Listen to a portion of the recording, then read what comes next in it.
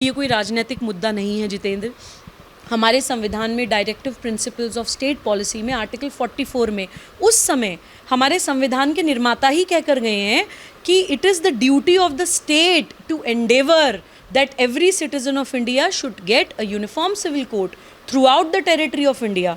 यानी कि भारत की जो चुनी हुई सरकार है, इलेक्टेड गवर्नमेंट है, उसी की ड्यूटी है कि वो भारत के हर नागरिक को ये सुरक्षा दे कि समान नागरिक संहिता, यूनिफॉर्म सिविल कोड हर नागरिक पर लागू होनी चाहिए। ये भारत का संविधान ही कहता है। भारत के संविधान का आर्टिकल 37 अनुच्छेद 37 ये कहता है कि directive principles of state policy can not be enforced, they are not enforceable by any court of law. कोई भी कोर्ट कचहरी यूनिफॉर्म सिविल कोड नहीं दे सकती, यानी कि इलेक्टेड गवर्नमेंट ही देगी। ये तो पिछले 70 सालों में हो जाना चाहिए था। जब संविधान निर्माताओं ने ये बात लिख दी थी संविधान में, 70 सालों में सिर्फ इसलिए नहीं हुआ क्योंकि अल्पसंख्यकवाद के नाम पर, माइनॉरिटिज्म के नाम पर आपको मुसलमानों को सिर्फ वोट बैंक की तरह इस्तेमाल करना है। कुछ राजनीतिक दल ऐसे रहे हैं जो माइनॉरिटी की पॉलिटिक्स करते हैं कि भाई मुसलमान वोट और मुसलमान पुरुष या all India Muslim personal law board जैसे इस्लाम के ढोंगी आशिक संगठन हमसे नाराज़ ना हो जाएं क्योंकि हमारे वोट कहीं ना चले जाएं। भाड़ में जाए मुसलमान महिला अगर जाती है तो, भाड़ में जाए मुसलमान बच्चा अगर जाता है तो, छोटी छोटी बच्चियों के साथ शारीरिक शोषण बलात्कार भी होता है तो होता रहे, हमारे वोट बैंक नाराज़ नहीं होना चाहिए। ये अल्पसंख्यकवाद की राजनीति करने वाली पॉलिटिकल पार्टीज़ ने आज तक नहीं किया, तो वो हमारी गलती नहीं है। आज अगर भारत सरकार संविधान की directive principles of state policy को मानकर यूनिफॉर्म सिविल कोड या इंडियन सिविल कोड ला रही है तो उसका हमें स्वागत करना चाहिए। संविधान की दुहाई देने वाले लोग को क्या आर्टिकल 21 नहीं पता? क्या अनुच्छेद 21 right to life with dignity की बात नहीं करता है? भारत की बेटियों को एक सम्मानजनक जीवन जीने का right to life with dignity नहीं है क्या? क्या संविधान article 14 equality before law, equal protection of law की बात नहीं करता है? मुसलमान बच्चियों को पॉक्सो एक्ट का प्रोटेक्शन क्यों ना मिले? डोमेस्टिक वायलेंस एक्ट का प्रोटेक्शन क्यों ना मिले? आईपीसी का प्रोटेक्शन क्यों ना मिले? कॉन्स्टिट्यूशनल प्रोविजंस का प्रोटेक्शन उनको क्यों ना मिले? यही संविधान के आर्टिकल 15 की बात नहीं करता है कि no discrimination on the base of religion, race, caste, creed, gender, place of birth. अगर आप भारत के नागरिक हैं तो पंथ के, मज़हब के नाम पर या लिंग के, महिला पुरुष के आधार पर आपके साथ कोई भेदभाव नहीं होना चाहिए। ये भारत का संविधान ही कहता है। तो देखिए, मैं बार बार ये अपील करती हूँ भारत के हर समझदार नागरिक से यूनिफॉर्म सिविल कोड का, इंडियन सिविल कोड का साथ दें। अगर हमारे अंदर ज़मीर है तो एक one reason is good enough जिसके लिए भारत के हर नागरिक को खड़ा हो जाना चाहिए। पीडोफीलिया, छोटे छोटे बच्चों के साथ सेक्सुअल ऑफेंस, पॉक्सो एक्ट का वायलेशन अगर किसी पर्सनल लॉ की आड़ में हो रहा है और भारत की एक भी बेटी के साथ दुराचार हो रहा है पर्सनल लॉ के नाम पर, तो हम लोगों को, पूरे देश को अपने सारे फ़र्क, सारे डिफरेंसेस और सारे राजनीतिक हित भूलकर भारत की बेटियों के लिए यूनिफॉर्म सिविल कोड का, इंडियन सिविल कोड का साथ देना चाहिए। यही बात मैं राष्ट्र जागरण अभियान के बिहाफ पर आपके चैनल के माध्यम से पूरे देशवासियों तक पहुंचाना चाहती हूँ। भारत में क्रिमिनल लॉ एक कॉमन है, चाहे कोई किसी भी भाषा, किसी भी जाति, किसी भी क्षेत्र, किसी भी संप्रदाय, किसी भी मज़हब का हो, भारत की जो क्रिमिनल लॉ है वो सब पे समान लागू होती है। आप मर्डर करिए, रेप करिए, डकैती करिए या कोई भी आप गैर कानूनी काम करेंगे जो आईपीसी के भारतीय दंड संहिता के अंतर्गत एक दंडनीय अपराध माना जाता है, तो आपको सेम सज़ा होगी, आप चाहे किसी भी वर्ग को बिलोंग करते हो। लेकिन सिविल लॉज हमारे देश में, पर्सनल लॉज अलग अलग चल रही हैं। अब सवाल ये उठता है कि सिविल लॉज आखिर हैं क्या? देखिए, सिविल कानून में शादी आती है, शादी नहीं चले तो तलाक आता है, मेंटेनेंस, एलिमनी, अगर उस शादी से कोई बच्चा हुआ है तो उस बच्चे की कस्टडी, गार्जियनशिप, या फिर कि आपके बच्चा नहीं होता है तो अडॉप्शन, गोद लेने के कानून, ये सारी चीज़ें सिविल लॉज में आती हैं। और भारत में अनफॉर्चुनेटली अलग अलग पर्सनल लॉज के नाम पर इवन ट्राइबल एरिया में अलग अलग सिविल लॉज चल रही हैं। अगर सिर्फ सिविल लॉज तक ही मसला होता तो हम मान लेते कि ठीक है, कोई बात नहीं, सिविल मैटर है, आप अपने आप जिस समाज में चल रही है वो अपने आप देखें। लेकिन दुर्भाग्य ये है कि भारत में कुछ सिविल लॉज की आड़ में, सिविल लॉज के या पर्सनल लॉज के नाम पर बहुत सारे अपराध हमारे संविधान की नाक के नीचे हो रहे हैं। अगर आप मुझे कुछ मिनट दें तो मैं विद एग्जांपल्स, उदाहरण सहित बताना चाहती हूँ। जैसे बहुत लोग कहते हैं कि ये हमारा पर्सनल मामला है, इसमें आप दखलंदाजी मत दीजिए। अगर आपका पर्सनल मामला सिर्फ सिविल होने तक रहे तो कोई दखलंदाजी ना करे, लेकिन जो बहुत सारे अपराध हो रहे हैं, भारत की क्रिमिनल लॉ का वायलेशन हो रहा है, उस पर भारत की एडमिनिस्ट्रेशन, भारत की पुलिस या भारत की सरकार या भारत का समाज क्यों ना बोले। मैं आपको कुछ एग्जांपल्स देना चाहती हूँ। भारत में हमारा जो आईपीसी है उसमें सेक्शन 494 आईपीसी कहता है बाइगमी या पॉलीगमी यानी कि बहुविवाह एक दंडनीय अपराध है। कोई हिंदू पुरुष अगर अपनी बीवी होते हुए किसी दूसरी महिला से शादी कर लेता है तो उस पुरुष को 7 साल तक की सज़ा का प्रावधान है आईपीसी में। लेकिन मुसलमान पुरुष अगर अपनी बीवी के होते हुए, ज़िंदा रहते हुए उसकी नाक के नीचे कोई दूसरी, तीसरी या चौथी शादी भी कर लेता है तो आईपीसी के 494 के अंतर्गत उस मुसलमान पुरुष को सज़ा नहीं मिलती है, क्योंकि उसको प्रोटेक्शन मिल जाता है कि उसकी पर्सनल लॉ ये अलाउ करती है। भारत में एक कानून है पॉक्सो एक्ट, जो माइनर बच्चों के साथ किसी भी तरह के सेक्सुअल ऑफेंस को बहुत सीरियस अपराध मानता है। पॉक्सो एक्ट में मैक्सिमम पनिशमेंट लाइफ इम्प्रिजनमेंट तक या इवन डेथ पेनल्टी है एक्सट्रीम रेयर केसेस में। अब शरिया के नाम पे पर्सनल लॉ की आड़ में मैं आपको कुछ उदाहरण देना चाहती हूँ। हम लोग प्रवास करते हुए पहुँचे हैदराबाद, तेलंगाना। वहाँ हमें पता चला कि अरब से 70-70, 80-80 साल के बूढ़े शेख आते हैं और 12-12 साल की बच्चियों के साथ निकाह करते हैं, कहकर कि शरिया में age of marriage is equal to age of puberty, यानी कि किसी बच्ची को अगर पीरियड्स होने स्टार्ट हो जाएं तो वो उसको मानते हैं कि वो निकाह करने के लायक है। आप सोचिए, इमेजिन करिए, जिनके खुद के घरों में बच्चियां हैं, 80 साल का बुज़ुर्ग 12 साल की बच्ची के साथ निकाह कर रहा है, उसका शारीरिक शोषण कर रहा है, हमारे देश की पॉक्सो एक्ट का, एक क्रिमिनल लॉ का, रेप लॉ का वायलेशन कर रहा है और पर्सनल लॉ की आड़ में बच के निकल जा रहा है। और इससे भी ज़्यादा जो विकट परिस्थिति है वो ये है कि इसको निकाह भी क्यों मान रहे हैं हम लोग, क्योंकि वो निकाह कर रहे हैं मिस्यार निकाह के नाम पर। मिस्यार निकाह यानी कि ट्रैवलर्स मैरिज, कि अगर कोई मुस्लिम पुरुष कोई ट्रैवलिंग कर रहा है, कोई यात्रा कर रहा है, तो उस यात्रा के दौरान वो किसी भी बच्ची का शारीरिक शोषण कर सकता है मिस्यार निकाह के नाम पर। इस शादी में ना तलाक होता है, ना कोई एलिमनी होती है, ना कोई मेंटेनेंस होती है, ना ही उस बच्ची का, उस महिला का कोई अधिकार होता है। जब यात्रा ख़त्म हो जाती है, यात्रा की एक्सपायरी आ जाती है, तो शादी की भी एक्सपायरी आ जाती है। इस तरह के अपराध पर्सनल लॉ की आड़ में भारत में हो रहे हैं, जिसका हमें विरोध करना चाहिए। और एक उदाहरण मैं और आपके चैनल के माध्यम से देना चाहती हूँ। Domestic protection of women from domestic violence act 2005, इसमें क्वासी क्रिमिनल प्रोसीडिंग्स होती हैं। कोई भी व्यक्ति अगर किसी महिला के साथ शारीरिक, मानसिक, आर्थिक, मनोवैज्ञानिक किसी भी तरह का शोषण करता है तो डोमेस्टिक वायलेंस एक्ट के अंतर्गत क्वासी क्रिमिनल प्रोसीडिंग्स उस व्यक्ति के खिलाफ होती हैं, जिसमें सज़ा का भी प्रावधान होता है और मॉनेटरी कॉम्पनसेशन भी मिलता है उस महिला को। लेकिन ये डोमेस्टिक वायलेंस एक्ट का प्रोटेक्शन मुस्लिम महिला को नहीं मिलता है। मुस्लिम महिला के साथ ट्रिपल तलाक भी हो जाता है। अनफॉर्चुनेटली भारत सरकार ने ट्रिपल तलाक बैन कर दिया है, तलाक़ बिद्दत को अब एक पनिशेबल ऑफेंस बना दिया गया है। लेकिन आज भी extra judicial one sided divorce, यानी कि बिना कोर्ट में गए, बिना महिला की मर्ज़ी, वन साइडेड आप बोल दीजिए, तलाक़ हसन आज भी चल रहा है, तलाक़ एहसन आज भी चल रहा है। ठीक है, एक साथ तलाक तलाक तलाक बोलना बंद हो गया है, लेकिन एक एक महीने के गैप पर तलाक बोलकर छोड़ रहे हैं, कुछ कुछ दिनों के गैप में तलाक बोलकर छोड़ रहे हैं।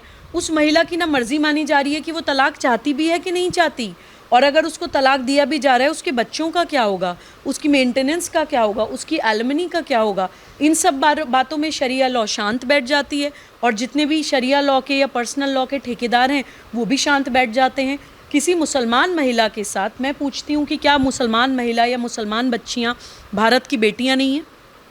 भारत में महिला सम्मान में मैं हमेशा उदाहरण देती हूँ जितेंद्र, महाभारत, रामायण जैसे युद्ध हो जाते हैं, भारत की बच्चियों के साथ अगर दुष्कर्म हो रहा है, भारत की बच्चियों के साथ अगर वायलेंस हो रही है, अब्यूज़ हो रही है किसी भी पर्सनल लॉ के नाम पर, तो उनको वो प्रोटेक्शन, उनको वो सुरक्षा, वो संरक्षण कौन देगा? तो वो भारत सरकार की जिम्मेदारी है। और भारत सरकार अगर उस जिम्मेदारी को निभाने की तरफ आगे बढ़ रही है तो हमें उनका साथ देना चाहिए। हलाला जैसी कुप्रथाएँ आज भी मुसलमान महिला के साथ हो रही हैं कि एक औरत जो तलाक नहीं चाहती, आपने उसको छोड़ दिया, और फिर उसको मजबूर कर रहे हैं आप किसी और व्यक्ति के साथ शारीरिक संबंध बनाने के लिए। निकाह के नाम पर आप लिटरली बलात्कार कर रहे हैं, रेप कर रहे हैं एक महिला का, और आप बच के निकल जाते हैं पर्सनल लॉ की आड़ में। तो देखिए, यूनिफॉर्म सिविल कोड का साथ हर सभ्य समाज के व्यक्ति को लेना चाहिए। ये भारत की बेटियों की सुरक्षा का मुद्दा है, ये पॉलिटिकल मुद्दा नहीं है। मैम, यही तो कहा जा रहा है कि हमारे रिचुअल्स से छेड़छाड़ हो रही है, हमारे रिचुअल्स को छूने की कोशिश हो रही है। चाहे 3 तलाक के माध्यम से छुआ गया, चाहे यूनिफॉर्म सिविल कोड के माध्यम से। हम जैसे चाहें वैसे जी सकते हैं। वो कहते हैं हमें संविधान अधिकार देता है, हमारी धार्मिक आज़ादी है, हम नहीं कर सकते क्या इस देश के अंदर? देखिए, सबसे पहले तो मैं ये कहना चाहूँगी कि ये सवाल हम मुस्लिम महिलाओं से पूछें, ये सवाल हम मुस्लिम बच्चों से पूछें, मुस्लिम बेटियों से पूछें।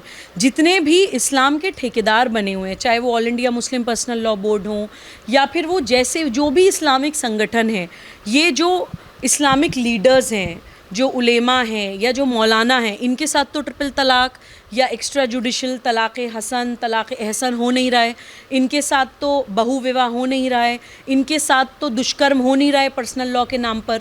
तो ये होते कौन है? फ़ैसला लेने वाले। मुझे लगता है कि भारत सरकार को अगर समाज के भी व्यू पॉइंट चाहिए या समाज की ओपिनियन चाहिए, तो मुस्लिम महिलाओं की ओपिनियन लेनी चाहिए। मुस्लिम महिलाओं में जो लीडरशिप है, जो मुस्लिम सोशल एक्टिविस्ट, सोशल वर्कर्स समाज में गली गली जाकर मुस्लिम महिलाओं के बीच में काम कर रही हैं, उनका एडवाइस लीजिए, उनकी ओपिनियन लीजिए कि आखिर मुस्लिम महिलाएं और मुस्लिम बच्चे, मुस्लिम बच्चियां चाहते क्या हैं। वही सही मायने में मुस्लिम समाज की ओपिनियन मानी जाएगी। दूसरी बात, आप कहते हैं कि संविधान हमें अधिकार देता है, आर्टिकल 25 अनुच्छेद 25 हमें अधिकार देता है भारत के मुसलमानों को कि हम अपने मज़हब का पालन, प्रचार और प्रसार करें। मैं मुसलमान हूँ, मैं नमाज़ पढ़ सकती हूँ, लेकिन मेरा कोई भी संवैधानिक अधिकार एब्सोल्यूट नहीं है। कुछ ना कुछ कंडीशंस होती हैं, public order, morality, decency, public health. मैं नमाज़ पढ़ सकती हूँ, लेकिन मैं नमाज़ पढ़ के सड़कें जाम नहीं कर सकती। मेरा freedom of expression in speech है, लेकिन फ्रीडम ऑफ एक्सप्रेशन स्पीच की आड़ में मैं किसी के देवी देवताओं को गाली नहीं दे सकती। मैं अपनी पर्सनल प्रैक्टिसेस, कस्टम्स फॉलो कर सकती हूँ, लेकिन उन कस्टम्स की आड़ में मैं भारत के संविधान और भारत के क्रिमिनल लॉ की धज्जियाँ नहीं उड़ा सकती। मैं माइनर बच्चियों के साथ कोई मुसलमान पुरुष निकाह करके पॉक्सो एक्ट का वायलेशन नहीं कर सकता है। डोमेस्टिक वायलेंस एक्ट से आप बच के नहीं निकल सकते हैं। आईपीसी की, इंडियन पीनल कोड के जो दंडनीय अपराध हैं, जो चार्जेस हैं, उनसे आप बच के नहीं निकल सकते हैं। तो मैं कहती हूँ कि कस्टम्स, प्रैक्टिसेस और अपराध, इनके बीच में हमें एक लाइन बनानी पड़ेगी। आपके चैनल के माध्यम से एक सजेशन मैं भारत सरकार को भी देना चाहती हूँ कि जो भी कानून वो लाएंगे, चाहे वो यूनिफॉर्म सिविल कोड या इंडियन सिविल कोड के नाम से आए, या जो भी कानून लाएं, उसमें एक पैरामीटर ज़रूर रखें कि कोई भी मान्यता, कोई भी कस्टम, कोई भी बिलीफ, कोई भी प्रैक्टिस, चाहे वो कितने ही सालों से चली आ रही हो, वो भारत के संविधान का और भारत की क्रिमिनल लॉ का वायलेशन नहीं कर सकती है। किसी भी देश में नहीं होता है, ज़ीरो टॉलरेंस होती है। क्रिमिनल लॉ वायलेट आप किसी डेमोक्रेटिक कंट्री में कैसे कर सकते हैं? कोई भी प्रैक्टिस अगर हमारी किसी क्रिमिनल लॉ को वायलेट करती है तो उसमें बहुत सख्त सज़ा होनी चाहिए। अगर हम इतना भी कर जाएंगे तो मुझे लगता है कि बड़ा काम हो जाएगा मुसलमान बच्चियों के और मुसलमान बेटियों की सुरक्षा के लिए। जैसे हैदराबाद की आपने जिक्र करी, वहाँ से ओवैसी जी आते हैं, वो भी तो कह रहे हैं कि हम पे हिंदू कोड बिल लादने की कोशिश हो रही है, वो क्यों विरोध? देखिए, ओवैसी साहब जब ये बातें करते हैं, जितेंद्र, मुझे हंसी भी आती है और मुझे दुख और अफसोस भी होता है। मुझे उन मुसलमान लोगों पे भी अफसोस होता है जो ओवैसी साहब में अपना लीडर देखते हैं। उन्हें लगता है कि ये हमारे सरपरस्त हैं, हमारे बहुत बड़े कोई रहबर हैं जो हमें मुसीबतों से निकालेंगे। उन मुसलमानों को ये नहीं पता कि ओवैसी साहब मुसलमानों के सबसे बड़े दुश्मन हैं। ओवैसी साहब एक तरफ कहते हैं कि इंशाल्लाह एक दिन मुसलमान लड़की भारत की प्रधानमंत्री बनेगी, हम भी चाहते हैं कि बने। कोई भी मुसलमान बच्चा भारत का उतना ही नागरिक है जैसे कोई दूसरे पंथ या जाति का बच्चा है, लेकिन वो मुसलमान बच्चा या मुसलमान बेटी उस दिन भारत की प्रधानमंत्री बनेगी जिस दिन वो इन अपराधों से बचेगी, जिस दिन आप इन कुरीतियों से उसको बचा के निकाल के उसके हाथ में किताब देंगे, जिस दिन वो पढ़ लिख जाएगी, जिस दिन वो सिर्फ अपने अधिकारों की नहीं, अपने कर्तव्यों की भी, अपनी फंडामेंटल ड्यूटीज़ की भी बात करेगी और भारत का भी परचम झंडा पूरे विश्व में लहराएगी और अपनी कौम का भी परचम पूरे विश्व में लहराएगी, उसी दिन इंशाल्लाह वो प्रधानमंत्री बनेगी। ओवैसी साहब को सिर्फ और सिर्फ मुस्लिम वोट बैंक चाहिए, उनको मुसलमान पढ़ा लिखा नहीं चाहिए। जितेंद्र, जो हैदराबाद के मुस्लिम से मैं अपील करती हूँ कि पिछली 3 जनरेशन तक ओवैसी साहब के ख़ानदान वाले हीरोपुक पर घूमते थे। आज आप हैदराबाद सिटी से अगर एयरपोर्ट तक जाएं तो उस पूरी रोड पर बड़े बड़े महल हैं ओवैसी साहब के। कहाँ से आए वो? इन्हीं मुसलमान लोगों की खून पसीने की कमाई है कि आप उनको इमोशनली इंसाइट करके उनको तो सड़कों पे उतार देते हैं, उनसे आंदोलन करवाने लगते हैं, उन्हें नाराए तकबीर के नारे लगवाने लगते हैं, मुसलमान की राजनीति के नाम पे उनको भड़काने लगते हैं। वो मुसलमान बेचारा आज भी फल बेच रहा है, आज भी सब्जियां बेच रहा है। वो मुसलमान बच्चियों को शेख आके आज भी आपकी नाक के नीचे हैदराबाद में ख़रीद रहे हैं। अरे प्रधानमंत्री तो तब बनाइएगा, कम से कम उसको उन बूढ़े शेखों से, 80 साल के शेखों के शारीरिक दुष्कर्म से तो बचा लीजिए। देखिए, मैं मुस्लिम समाज से कहना चाहती हूँ कि अपनी लीडरशिप को रीथिंक करिए। ज़रूरी नहीं है कि कोई व्यक्ति अगर इस्लाम की बात कर रहा है तो वो आपका रहबर है। ये भी हो सकता है कि कोई भेड़ की खाल में भेड़िया हो। ये भी हो सकता है कि कोई आपके मज़हब का नाम इस्तेमाल करके आपको सिर्फ इमोशनल कर रहा है, भावुक कर रहा है, और वो आपका कोई भला नहीं चाहता। आज मुस्लिम समाज को मेन स्ट्रीम में आने की ज़रूरत है। हमारे बच्चे मदरसे में ही पढ़ें, इस बात की ज़िद करने पे हमें मजबूर क्यों किया जाता है? जैसे दूसरे बच्चे हिंदी, इंग्लिश, मैथ, साइंस सारे सब्जेक्ट्स पढ़ते हैं, हमारे बच्चे भी वो सब कुछ पढ़ें। जैसी दूसरी बच्चियाँ डॉक्टर, साइंटिस्ट, इंजीनियर्स बनती हैं, ऐसी हमारी बच्चियाँ भी बने। हम लोग मज़हब के नाम पे राजनीतिक ग़ुलाम बनना बंद करें, ये मुस्लिम समाज को अब करना पड़ेगा। और ओवैसी साहब कह रहे हैं कि हिंदू कोड बिल थोपा जा रहा है। हिंदू कोड बिल तो कब का लागू हो गया? BN राव की चेयरमैनशिप में जब हिंदू कोड बिल आया था, उस वक्त की बात है जब हमारा संविधान जस्ट आया था। हिंदू कोड बिल जब आया, उसमें भी divorce, minority, guardianship, adoption, custody, ये सारे मैटर्स लाए गए। उस वक्त हिंदू समाज के भी कुछ लोगों ने विरोध किया। डिवोर्स होता ही नहीं था हिंदू समाज में तो डिवोर्स की कोई कल्पना ही नहीं थी कि 7 जन्मों का साथ माना जाता है। लेकिन हिंदू कोड बिल जब ये माना गया कि कुछ कुरीतियाँ हो रही हैं, उन कुरीतियों के आधार पे कुछ अपराध हो रहे हैं, तो हिंदू बच्चियों को उनसे बचाने की ज़रूरत है।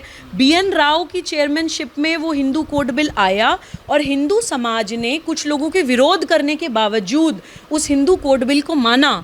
उस हिंदू कोड बिल को अलग अलग एक्ट्स में अडॉप्ट किया गया। Hindu marriage act Hindu code bill को मानकर ही आई है। Hindu succession act Hindu code bill को मानकर ही आई है।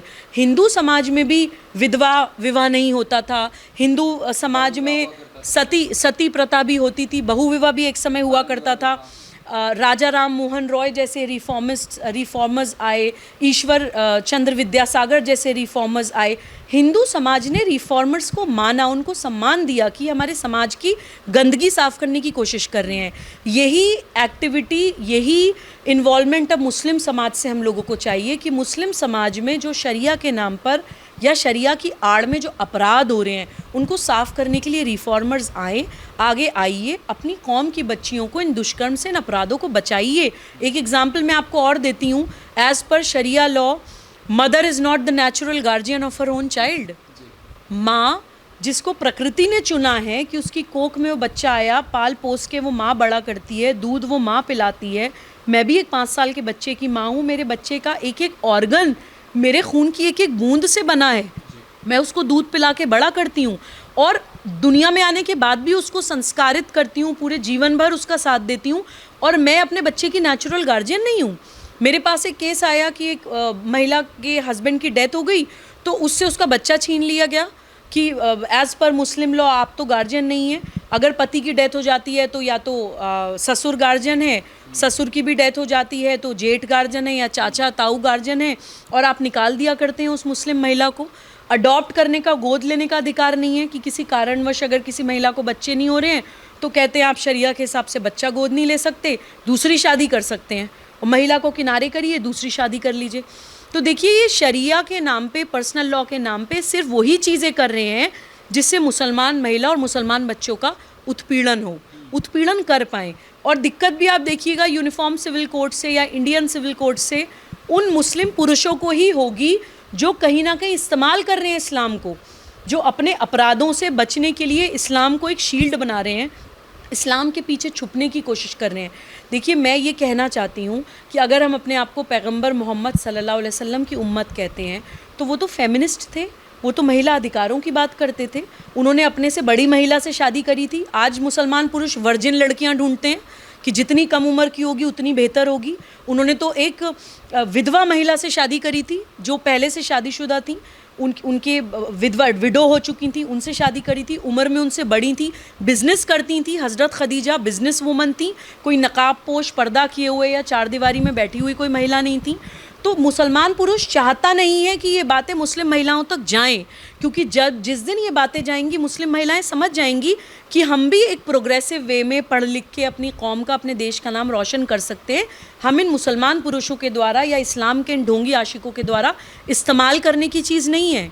हम भी तरक्की करने के लिए हैं, हम भी अपनी कौम का नाम रोशन कर सकते हैं। इन मुसलमान पुरुषों ने कोई ठेका नहीं लिया है कि इस्लाम को रिप्रेजेंट यही लोग करेंगे या लीडरशिप यही लोग लेंगे, मुस्लिम महिला भी ले सकती है। तो क्या मैम इसके पीछे जो आप कह रही हैं मैन सुप्रीमेसी वाली बात होती है, ये इसके आड़ में सारी चीज़ें हो रही हैं कि महिलाओं के अधिकार को दबाया जाए? जैसे 3 तलाक वाला जब मामला हुआ तब भी ये लोग निकल कर आए, यूसीसी वाला जो मामला हुआ तब भी ये लोग निकल कर आए। जब महिला के अधिकार की बात होती है तो दिक्कत हो जाती है। जितेंद्र, ये तो बहुत दुर्भाग्य है। आप कभी भी देखिए, जैसे मैंने विधवा विवाह की, सती प्रथा की बात करी, या घूंघट प्रथा कभी हुआ करती थी, दहेज प्रथा या दहेज में महिलाओं को जला दिया जाता था। कभी भी किसी भी रिफॉर्म की बात अगर होगी और महिलाओं को बराबरी के हक, बराबरी के अधिकार या सुरक्षा देने की बात होगी, तो कुछ कमज़ोर दिल के पुरुष ऐसे होंगे जिनसे वो बर्दाश्त नहीं होगा। वो किसी भी समाज के हो सकते हैं। वो लोग आगे आके लोगों को इमोशनल करने के लिए और भटकाने के लिए मज़हब की आड़ में छुपाने की कोशिश करेंगे। जैसे हिंदू कोड बिल का विरोध भी कुछ कमज़र्फ मर्दों ने किया था उस समय, लेकिन फिर भी हिंदू समाज के जो खुले दिमाग के लोग थे, जो हिंदू संस्कृति को वाकई समझते थे, उन्होंने साथ दिया उस परिवर्तन का कि नहीं, हमारे लिए हमारी बच्चियों की सुरक्षा ज़्यादा इम्पॉर्टेंट है। ऐसे ही मुसलमान समाज के जो खुले दिमाग के पुरुष हैं, वो आज यूनिफॉर्म सिविल कोड का या इंडियन सिविल कोड का साथ दें और अपने प्रॉफिट के रास्ते पर चलें। आज हमारे ऊपर, हमारे मज़हब के ऊपर उंगलियां उठाई जा रही हैं, सवाल उठाए जा रहे हैं, सिर्फ इसलिए क्योंकि हम अपने समाज की गंदगी साफ़ करने के लिए आगे खुद नहीं आते हैं। अगर कुछ गलत हो रहा होता है और 4 लोग उस पर उंगली उठाते हैं तो हम खड़े होकर उन 4 लोगों से लड़ने लग जाते हैं। हम उन 4 लोगों के साथ खड़े होकर बोले कि नहीं, आप सही बोल रहे हो, हमारे घर में ये गलत हो रहा है, तो उसको साफ़ करने की, ठीक करने की जिम्मेदारी हमारी अपनी है। मुझे लगता है कि देखिए, मिसोजिनी या जो महिला, जो विमेन हेट्रेड जिसको कहा जाता है, महिलाओं से जो नफ़रत है या महिलाओं को जो आगे नहीं बढ़ते हुए देखना चाहते, वो कुछ पुरुष भी हैं और कुछ महिलाएं भी हैं। आप कुछ सूडो फेमिनिस्ट को भी देख लेंगे जो यूनिफॉर्म सिविल कोड का विरोध कर देंगे। खुद तो वो मिनी स्कर्ट्स पहन के और पूरे मॉडर्न कपड़े पहन के समाज में घूम रही हैं, खुद पढ़ लिख रही हैं, लेकिन मुसलमान महिला को वो बराबरी का अधिकार मिल जाए वो नहीं चाहती हैं। वो सूडो फेमिनिस्ट नहीं चाहती हैं कि मुस्लिम महिला भी बराबरी में आकर खड़ी हो जाए और इक्वालिटी की बात करने लगे, या अपने कॉन्स्टिट्यूशनल राइट्स की बात करने लगे, अपने लीगल राइट्स की बात करने लगे, अपने ह्यूमन नेचुरल राइट्स की बात करने लगे। तो मैं यही कहूँगी कि महिला पुरुष का भी मुद्दा नहीं है जितेंद्र, ये सही और गलत की लड़ाई है। इस लड़ाई में जो छोटे दिल के लोग हैं वो यूनिफॉर्म सिविल कोड का विरोध करेंगे, और जो खुले दिमाग के, बड़े दिल के, रोशन दिमाग के लोग हैं और मुसलमान बच्चियों को, मुसलमान बच्चों को, मुसलमान महिलाओं को आज़ादी दिलाना चाहते हैं या उनको आगे तरक्की चाहते हैं या देश का नाम रोशन कराना चाहते हैं, वो यूनिफॉर्म सिविल कोड का साथ देंगे।